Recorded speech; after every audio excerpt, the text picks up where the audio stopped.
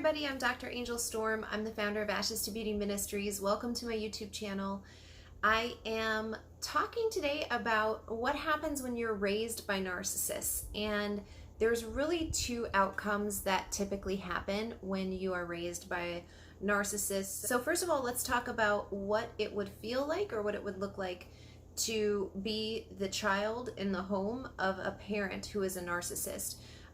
So you probably would have felt like your parents were competing with you in some way, like that they weren't there to encourage you or to see that you did your best or that you developed all of your potential, but rather they were competing with you. If ever you did something good, it was like they wanted to make sure that it reflected on them somehow, like, oh, that's just like when I did, you know, X, Y, and Z. If you achieved something in school, it was just like how they had done it or they've already done it, and there was really nothing you could do to please them. Narcissistic parents also care about the way that the children reflect them.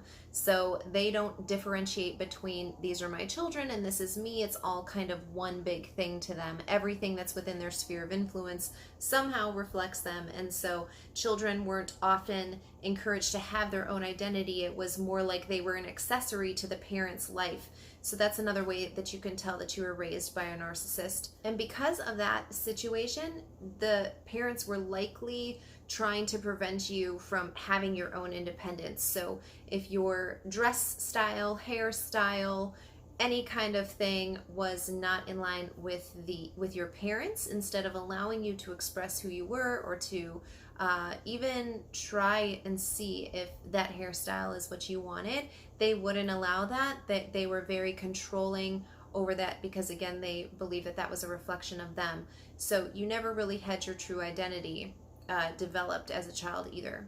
Plus, there's all of the normal type of things that you'll experience when you're dealing with a narcissist: lack of empathy, very cold. You're going to go through the whole cycles again and again of love bombing, discarding, devaluing. All of those phases are going to be involved. Even as a child and parent relationship, you're still going to experience narcissistic rage and all of the other things that come along with dealing with a narcissist in general. So if those things sound maybe like what your childhood was like, or if it sounds like the childhood of somebody you know, pay attention to the rest of this video, because now I'm going to tell you about typically what happens with the two groups, the majority of people who end up being with who end up being raised by a narcissist. So the first group are the people who are true empaths. They have been wanting to feel loved. They have been wanting to give and receive love, and they never have had that anywhere in their life. They've always felt like they were never good enough.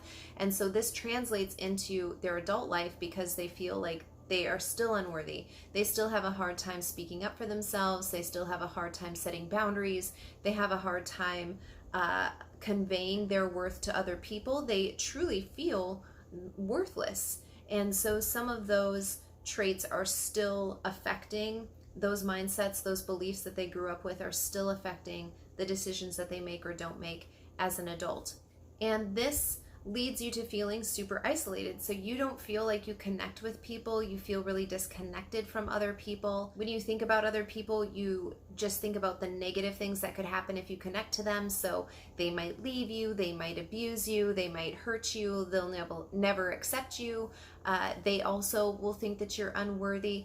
And again, it's these types of beliefs, these mindsets that are ingrained that often will attract this type of person to a narcissist again. So whether that's a narcissistic boss, a romantic relationship, or even a group of friends, and it's because that's the norm for you. You know, you haven't yet broken the cycle, and you haven't determined the fact that chaos should not be normal, that unhealthy environment should not be normal, and you shouldn't feel comfortable in those environments. And yet right now you find that you are drawn to those things because they remind you so much of your childhood, which everybody wants to think like that they were raised in a way that was safe, in a manner that is beneficial to them as an adult. But sometimes you have to undo all of that as an adult. So that's the first type of person. They're going to really take all of the abuse and turn it inward,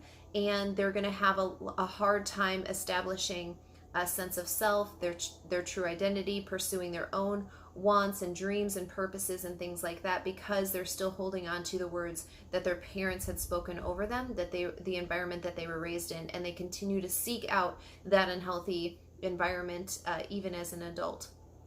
And the second group, the second most common type of group, I should say, because there really is a third, which I might address at the end of this video, but the second most common type of person raised by a narcissist becomes a narcissist themselves. And that's whether or not they want to become a narcissist, it doesn't really matter. So when you think about diseases in the natural, you know that there's we know for sure that there is a genetic link between illnesses and diseases coming from your biological parents to you as a child. And so if you have a high risk of cancer or heart disease in your family, there in the natural, your DNA is going to line up with that. And so think about the other things that have, very little to do with your DNA. So your behavior, your mannerisms, the way that you speak, the types of things that you enjoy, the kind of things that you're attracted to, even the types of food that you like. That stuff is very little. Has very little to do with genetic issues. It has more to do with the environment and your own personality that comes out in the environment that you're raised in.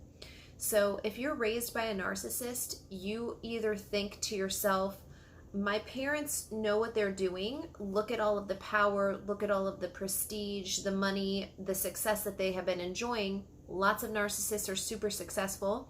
And you want to become like them. You see them, the way that they treat people, you see the way that they can manipulate people, and because you're raised in that environment, you think that's normal, and you just adopt that behavior, whether or not it hurts somebody else or not. So you're more likely to just take on those traits of the narcissist because you see the end result that it got the narcissist. Again, whether that's a lot of respect in the community, a high-paying job, a certain type of lifestyle. You have thought about those things and you see, like, if I want X, then I do Y. I behave like my mom or my dad. And so that is one of the reasons that people become a narcissist. The second reason is that they start acting like a narcissist because it's defense mechanisms. So this is their coping skills. This is their way of handling the situation. So we learn, children learn by who they interact with. They learn whether or not they need to say, please and thank you, whether they say I'm sorry after they hurt somebody, all that kind of stuff they learn based on interactions. If your interactions are only with narcissists or are primarily with narcissists, you are going to learn, like, that's the acceptable behavior. Somebody said it to me, so then I say it to them.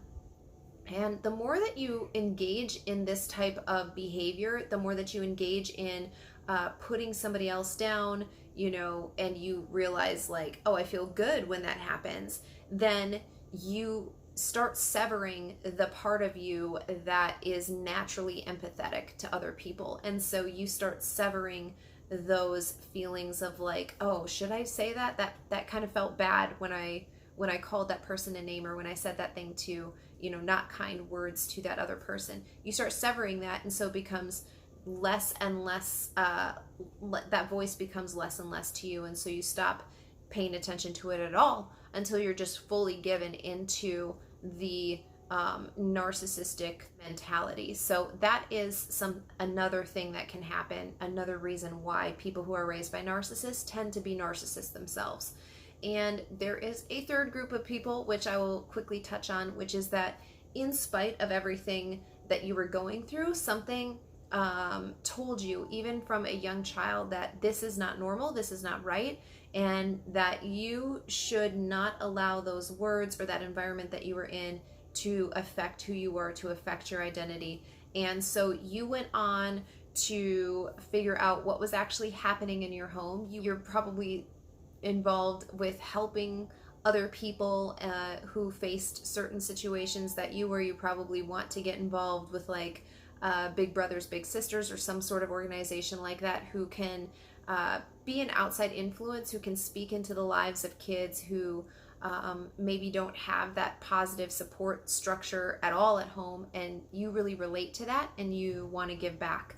So that third group is very rare, and it really only happens when there is an outside person who can speak into that child's life, whether that's a teacher, auntie or uncle, a cousin, somebody who's around, who's older, who can see what's happening and who just speaks life and hope to that child. Even though they might not have that constant interaction with them all of the time, it's like when you saw that child, once every few months or whatever, you were kind, you showed that child how to respect other people, how to appropriately speak with other people, and that can have profound impacts on children. So those are really the three types or three groups of people that come out of raised by people who are narcissists. I'm doing this video because I hope to raise awareness about why some people behave the way that they do. Maybe you think that they're just overly sensitive, maybe you think that they're just emotionally unstable, but if you actually took a look at like what they have gone through, why they are the way that they are, the things that they have been raised through, you would understand maybe why they made some choices that they did as adults, why they were attracted to certain people as adults, why they continued to put themselves in situations even as an adult. And it really has to do with the way that their brain was formed, the way that their soul, their personality was shaped as a child growing up. And I hope that will lead to a little bit more compassion, on your behalf towards them. Again, I believe, like, even though behavior is understandable, it doesn't mean that the response to that behavior is acceptable. But it is important to have the whole picture when you're making a judgment on somebody. You don't know what it was like to grow up or to be raised in the environment that they came from. And so, you might be surprised by what a kind word or what a kind gesture or a little bit more patience, what kind of an impact that can have on that person. So you guys, I hope you got something from this video for sure. If you haven't already, be sure to subscribe to my channel below and turn on the little bell so that you're notified whenever I upload a new video to this channel.